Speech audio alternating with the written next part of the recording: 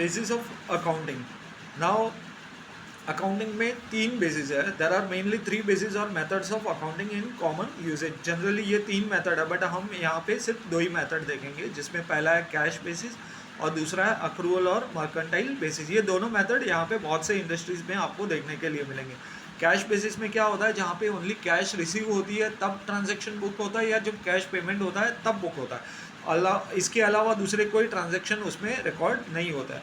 But accrual और mercantile basis में क्या होता है कि अगर कोई एक्सपेंस इंकर हो गया है तो आपको उसे बुक करना है, और कोई रेवेन्यू जनरेट हो गया है तो भी आपको उसे कंसिडर करना है। भले आपके पास एक्चुअल कैश आती है या सॉरी कैश नहीं आती या कैश जाती नहीं है, बट अगर वो एक्सपेंस इनकर हो गया है और अगर वो रेवेन्यू इनकर हो गया है तो आपको उसे भी कंसिडर करना होगा। तो हम पॉइंट टू पॉइंट ये दोनों देख लेते हैं। Now cash basis.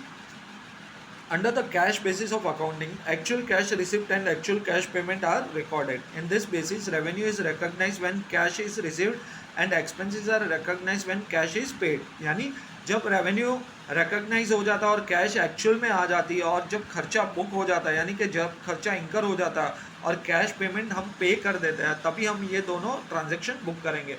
ठीक है, अगर कैश आ रही है या कैश जा रही है तब कैश बेसिस के बेस पे एंट्री लेनी होती है, दूसरे कोई ट्रांजेक्शन इसमें नहीं आता है। एनी इनकम रिसीव्ड और any expenses paid such a method of accounting is usually followed by professional such as doctors, lawyer, chartered accountant and not for profit organization।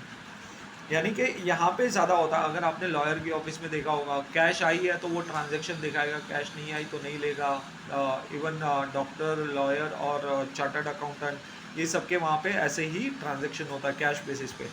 Now accrual और मर्केंटाइल बेसिस, यानी companies के अंदर ये ज़्यादा चल रहा है। Under the accrual basis of accounting, the revenue whether received और नॉट, रेवेन्यू चाहे रिसीव हुआ है या नहीं हुआ, यानी कि कैश आई है या नहीं आई, but has been earned or accrued during the accounting period and expenses incurred whether paid or not are recorded। अगर आपका रेवेन्यू अक्रू हो गया है, यानी कि आपने ऑलरेडी कोई गुड्स आपने कोई सर्विसेज ऑलरेडी रेंडर करने के लिए कॉन्ट्रैक्ट साइन कर लिया या रेंडर कर दिया, बट अगर आपके पास पेमेंट आया नहीं है क्योंकि आपने बिल रेज नहीं किया, बट आपने सर्विस तो डिलीवर कर दी है, तो ऐसे केस में आप उस कॉस्ट को भी, आप उस रेवेन्यू को भी बुक करोगे। सेम वे से अगर कोई एक्सपेंसेस ऑलरेडी इंकर हो गया, आपने कहीं से गुड्स परचेज किया बट क्योंकि इनवॉइस नहीं आया है, उसका पार्टी का बिल नहीं आया है, इसलिए मैं पेमेंट नहीं कर रहा हूँ, तो भी आपको उस कॉस्ट को कंसिडर करना होगा। ठीक है, in other words, revenue is recognised when it is earn और accrued and expenses are recognized when these are incurred. Any income earned whether received or not, or any expenses incurred whether paid or not, ये दोनों ही आएंगे। Cash basis में only cash transaction आएंगे, चाहे cash receive हुआ या cash payment हुआ। Accrual और मर्केंटाइल बेसिस में अगर हमने रेवेन्यू रिसीव नहीं किया है बट ऑलरेडी इनकर हो गया है ना, अप्रूव हो गया, यानी आपने ऑलरेडी सर्विस डिलीवर कर दी है, तो आज नहीं तो कल आप इनवॉइस रेज करोगे और उसका पेमेंट आपको मिलेगा ही मिलेगा, तो आपको उसे कंसिडर करना होगा इररिस्पेक्टिव आपके पास कैश नहीं आया हो तो भी।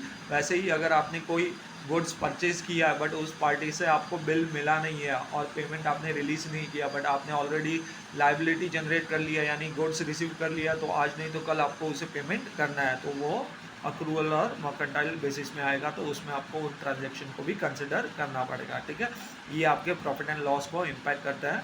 ठीक है, तो यहाँ पे हमने cash basis and accrual basis देखा। मिक्स और हाइब्रिड बेसिस हमारे यहाँ इंडिया में ज़्यादा नहीं चलता, तो इसे कहीं पे भी नहीं पढ़ाया जाता है, तो ये दो ही इम्पोर्टेंट है।